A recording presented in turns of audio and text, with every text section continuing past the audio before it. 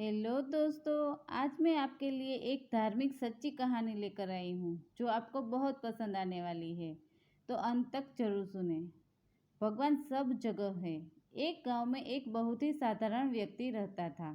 उसे भगवान पर अटूट विश्वास था। जब कोई व्यक्ति उसे हालचाल पूछता, वह बोलता, ठाकुर जी जाने। उस गांव में एक ठाकुर जी का मंदिर था। उन्हें उन पर पूरा विश्वास था। उन व्यक्ति के दो पुत्र और एक पुत्री थे। जब पुत्री की शादी की तो उस साधारण व्यक्ति ने साहूकार से कुछ कर्जा लिया।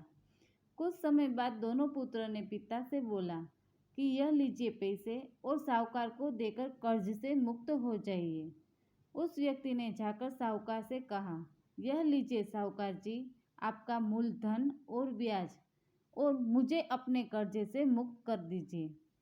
साहूकार ने एक पेज पर लिख दिया कि आपका पूरा कर्जा ब्याज सहित प्राप्त हुआ, आप कर्जा से मुक्त हैं। साहूकार ने उस व्यक्ति से पूछा, इस पर क्या लिखा हुआ है? उस व्यक्ति ने कहा, मैं तो अनपढ़ हूँ, जो लिखा है वो ठाकुर जी जाने। साहूकार समझ गया कि व्यक्ति बहुत सीधा है। उसके मन में लोभ आ गया। साहूकार ने उस व्यक्ति को कहा, अंदर जाकर एक गिलास पानी लेकर आओ। इसी बीच में साहूकार ने उस पर्ची को हटाकर एक पर्ची लिख दिया कि अभी मेरा कर्जा बाकी है। अंदर से व्यक्ति आया और पर्ची लेकर चला गया। कुछ दिन बाद साहूकार पैसे मांगने पहुंच गया। उस व्यक्ति ने कहा कि यह बात गलत है, मैंने आपको पैसे दे दिए हैं। मामला कोर्ट में चला गया। कोर्ट में व्यक्ति को बुलाया गया। व्यक्ति जोर जोर से रोने लगा और बोला कि ठाकुर जी जानते हैं कि मैंने आपको पैसे दे दिया। जज साहब ने पूछा, कोई गवाह है जिसने आपको साहूकार को पैसे देते देखा था? उसने कहा, हाँ, ठाकुर जी है। ठाकुर जी ने मुझे पैसे देते हुए साहूकार को देखा था। जज साहब ने कहा, ठाकुर जी को बुलाया जाए। पुलिस वालों ने उस गांव में जाकर लोगों से पूछा, ठाकुर जी नाम का कोई व्यक्ति इस गांव में है? उसे कल कोर्ट में आना पड़ेगा। गांव वालों ने कहा, ठाकुर जी नाम का कोई भी व्यक्ति इस गांव में नहीं है। ठाकुर जी का मंदिर है।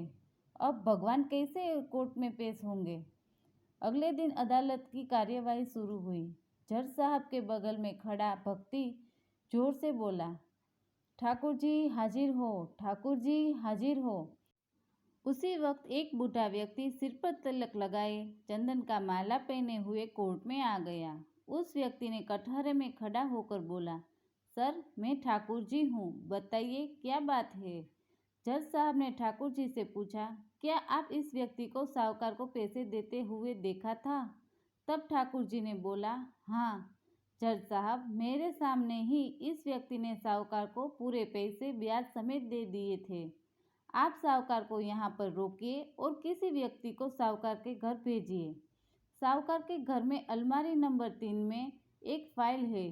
उस फाइल में 22वें पेज पर वह पर्ची रखा हुआ है जिसमें लिखा है कि यह व्यक्ति ने ब्याज समेत पैसे दे दिए।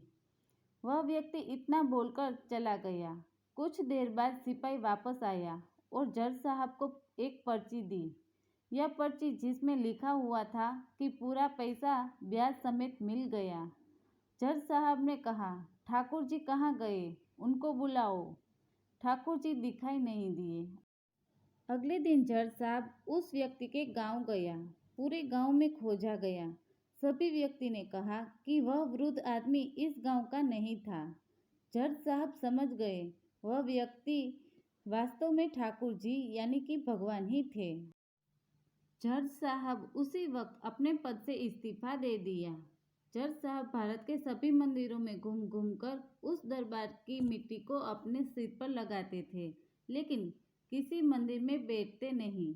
जज साहब कहते थे, हमने भगवान को अदालत में बुलाकर खड़ा किया था, फिर मैं किसी मंदिर में कैसे बैठ सकता हूँ? इस तरह जज साहब काफ़ी बदल गए। यह कहानी सच्ची घटना है। यदि आपको भगवान पर विश्वास है तो वह जरूर आपको बुरे वक्त में काम आएंगे। आप भले ही किसी धर्म के हो, आपके धर्म के जो भी देवता हो उनमें आप पूरा विश्वास रखें।